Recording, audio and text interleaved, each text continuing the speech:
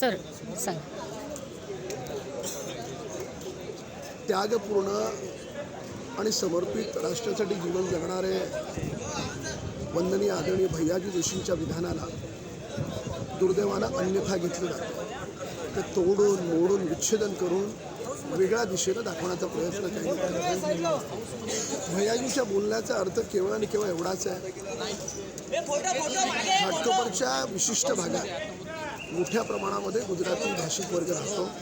त्यामुळे त्यांच्या संवादाची चर्चेची भाषा गुजराती आहे, एवढाच त्यांच्या बोलण्याचा अर्थ आहे.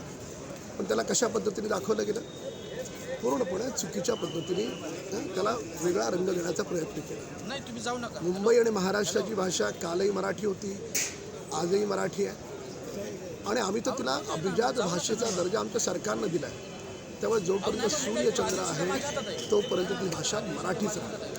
भैयाजींच्या विधानाला समजून घेण्यापूर्वी, त्यांचा भाव समजून घेण्यापूर्वी, तिथली डेमोग्राफी समजून घेण्याची आवश्यकता आहे. मी तर तिथून 4 टर्म आमदार आहे. ती डेमोग्राफी न समजून घेता विधान करणं ते योग्य ठरणार नाही.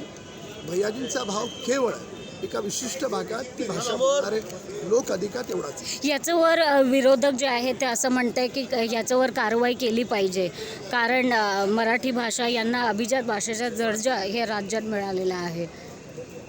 जे अबू आझमीला स्वतःच्या मांडीवर बसून त्याच्या आधारावर सरकार चालवत होते ते बोलणार आहेत आमच्याबद्दल.